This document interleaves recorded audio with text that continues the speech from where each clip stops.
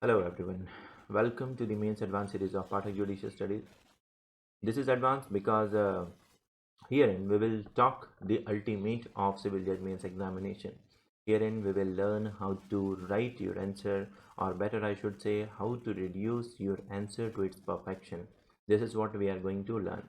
In every session we will be taking one question and discuss the question in its entirety so as you could reduce totally into your examination and you could score good marks. So let us start today. The first question we are taking is res judicata. So the question can have its various form. What do you mean by res judicata, or write a short note on res judicata, or the question may be framed in many frames. But here we have found a solution. In order to reduce any answer in a particular way, you are just supposed to prepare this framework. See, it's not so that you're not going to exam hall with the preparation or anything else. You are prepared well, I believe. You have your own preparation, your own way of learning. But what actually happened in exam hall, when you see a question and you have prepared in a multi-dimensional way, and it is not shorted out, you haven't prepared the abstract. So what actually happened when you see the answer, thousands of the thought immediately start striking your head, and when these thoughts strike you, you actually get muzzled. And in this muzzling and this confusion, we just write the answer, but not to its perfectity. The answer goes somewhere this, somewhere there. So what we are supposed to do, we will prepare a particular frame. Whatever question you see, whatever question is thrown in your paper, you will have a frame. You will think in a particular direction and reduce your answer perfectly. This is what the trick is. So let us see what we will do. Let us see that. So we have classified any answer into 5 parts. Whatever the answer we are talking about, we have classified the answer in 5 parts. First part is the meaning. Whenever you see anything, suppose we are talking about, as we have taken the question res judicata. So first thing we should see, what is the meaning of the word? Whatever the question is provided, whatever question you are provided with, the first thing we should jump in is the meaning of the word, the meaning and the purpose. This is where you start your answer. So first thing you write is the meaning and the purpose. All right. So for res judicata, you can write its meaning in 2-3 lines, or if you remember any saying, for example, in res judicata, I remember a saying by Sir Lawrence Jenkins, and he has said that the res judicata is a judicial creation, and its roots are given in a leading maxim, that is res judicata pro veritate occipitur. So if you remember any such short of starting, you can start over here. So the first thing what you are doing, you just introduce your starting, and then you mention the meaning and the purpose along with that. You know the purpose of res judicata is not to recanvass the matter once it has been adjudged, like so, and this is what the meaning also is. Well, once you are done with this, the second point we have is the section or amendment. See, you are studying law, and there are sections, and it many times the section has been since the inception, or it has been added, or it has been substituted, or it has been inserted. Number of things are there. So the second thing we should talk about is the section. So as you know, the res judicata is contained in section 11 of Civil Procedure Code. So you can write that if it has been introduced by any amendment, you can mention the amendment, although res judicata has been there since inception. Okay. Then comes the along with the section, you may write one more thing to explain what actually it is. Then you may write that no court will allow to try the matter again which has been adjudicated once. One decision is enough for one dispute, and whatever comes to your mind at the moment. But you should not just miss the chronology. You should remember that first thing was the meaning and the purpose. Whatever question it is, whatever question they are talking about, from whatever subject, whatever thing they are talking about, you are just supposed to go with the meaning and the purpose. This is the first thing. All well. अब इतना लिखने के बाद जैसे ये हो जाए, तो आप इसका प्रिंसिपल डिस्कस कर सकते हैं. जो थर्ड पॉइंट है हमारा, वो है प्रिंसिपल या फिर मैक्सिम. फर्स्ट पॉइंट था मीनिंग और पर्पस. सेकंड पॉइंट है इसका सेक्शन, इसका कोई अमेंडमेंट, या इसमें कुछ 1-2 लाइन का एक्सप्लेनेशन अगर आप देना चाहें. थर्ड पॉइंट में आप लिखेंगे प्रिंसिपल या मैक्सिम. तो आप लिख सकते हैं for example res judicata is a principle which is based on another principle of justice, equity and conscience. This is what res judicata says, that once a decision has been made, it should not be recanvassed again. तो ऐसा आप थोड़ा सा लिखिए, फिर आप इसके application discuss कर सकते हैं। तो आप इसमें लिखिए भाई प्रिंसिपल के साथ साथ हम क्या कर रहे हैं, प्रिंसिपल, मैक्सिम एंड एप्लीकेशन। तो प्रिंसिपल लिख दिया कि भाई res judicata, the principle of res judicata itself is based upon another principle of justice, equity and conscience and वगैरह वगैरह, it is in the interest of the state वगैरह, थोड़ा सा जो भी आपको यहाँ पर ध्यान आए आप वो लिख सकते हैं, और else I will make you to write the complete answer. After this you're talking about the applicability, so you say it applies to civil proceeding, it applies to arbitration proceeding, it applies to industrial matter, it applies to writ petitions and वगैरह वगैरह, the administration order and the criminal proceeding, जो भी आपको यहाँ पर याद आए ये आप applicability लिखते हैं।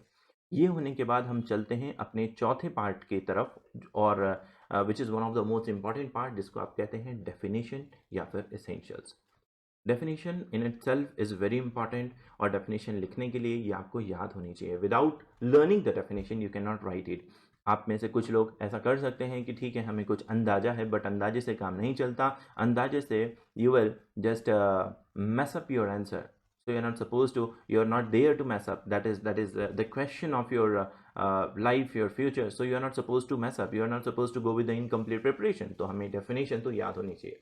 खैर, तो अगर आप सेक्शन 11 की बात करते हैं तो सेक्शन 11 सीपीसी में रेस जुडिकाटा को ऐसे डिफाइन किया गया है कि no court shall try any suit और issue in which the matter is also directly और substantially in issue in a formal suit between the same parties और between the parties under whom they और any of them claim litigating under the same title and वगैरह वगैरह।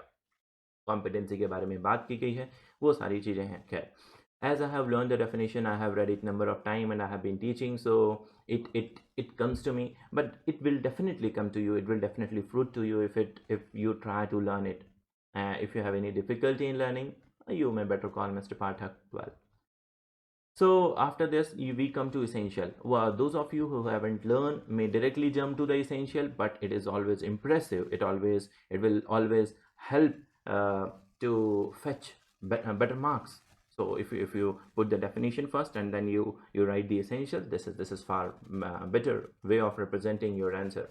So now it's time for the essential. So there are 5 essential. Every definition can be classified into 5 or 6 or 4 short of essential. So we have classified res judicata into 5 parts, 5 essentials.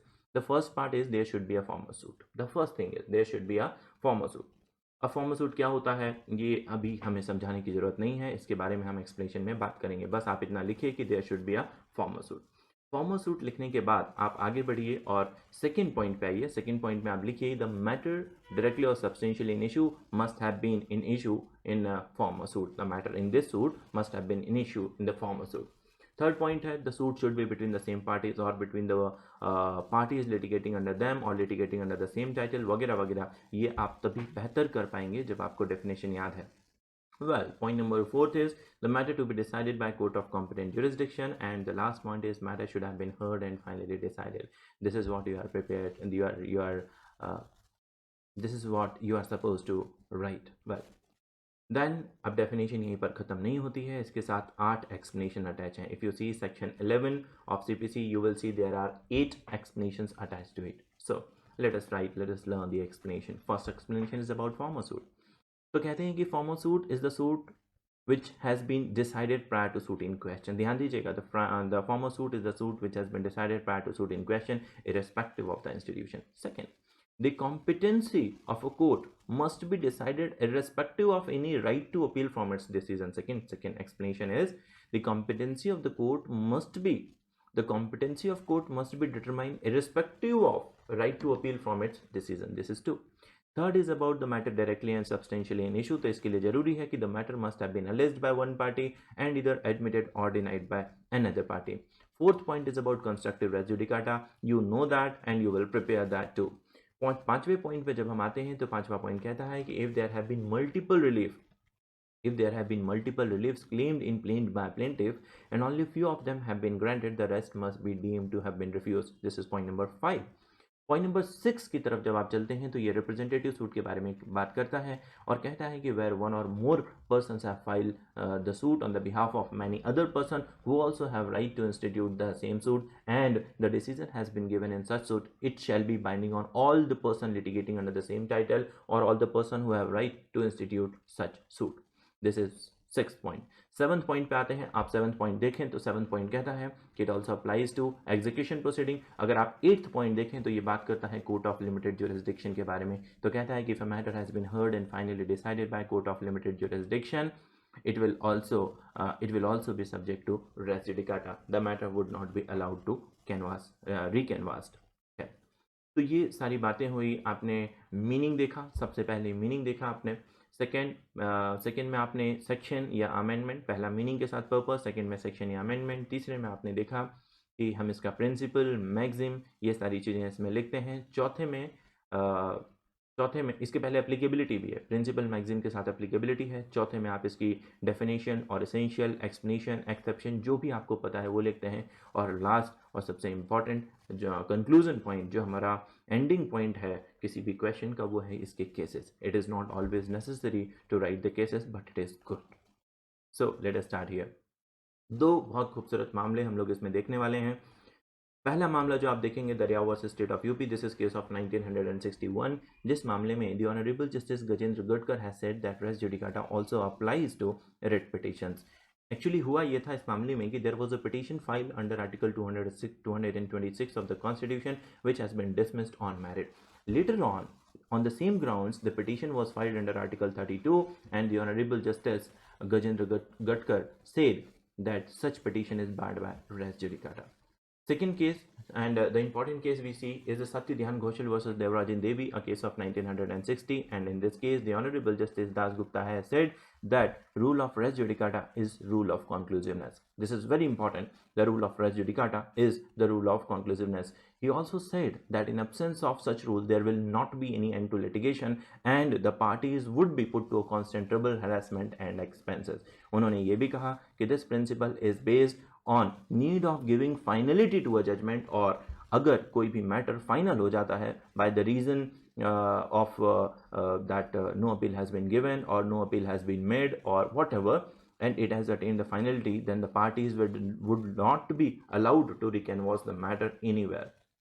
So this is what about the res judicata is. इसके अलावा आप race judicata अपने आप में बहुत बड़ा question है। Race judicata के एक्सेप्शंस पूछे जा सकते हैं, रेस जुडिकाटा में डिफेक्ट्स पूछे जा सकते हैं, और रेस जुडिकाटा को कुछ और चीज़ों के साथ भी क्लब किया जा सकता है। इसमें केसेस भी बहुत सारे हैं, जैसे आप एक सैयद इस्माइल साहब का मामला है, एक नवाब हुसैन वाला केस है, वो आप देख सकते हैं। क्लबिंग अगर आप देखना चाहते हैं तो क्लबिंग में देखिए रेस जुडिकाटा को ई स्टॉपल के साथ पूछा जा सकता है, रेस जुडिकाटा को इशू स्टॉपल के साथ पूछा जा सकता है, रेस जुडिकाटा को लिस्ट पेंडेंस के साथ पूछा जा सकता है, स्टेयर डिसिसिस के साथ पूछा जा सकता है, विड्रॉवल ऑफ कंप्लेंट के साथ पूछा जा सकता है, रेस जुडिकाटा बिटवीन को डिफेंडेंट, को प्लेंटिफ, बहुत सारी चीज़ें इसमें पूछी जा सकती है। सो आज के सेशन के लिए इतना ही। In next session we will have a new question. Thank you for being here, thank you for watching.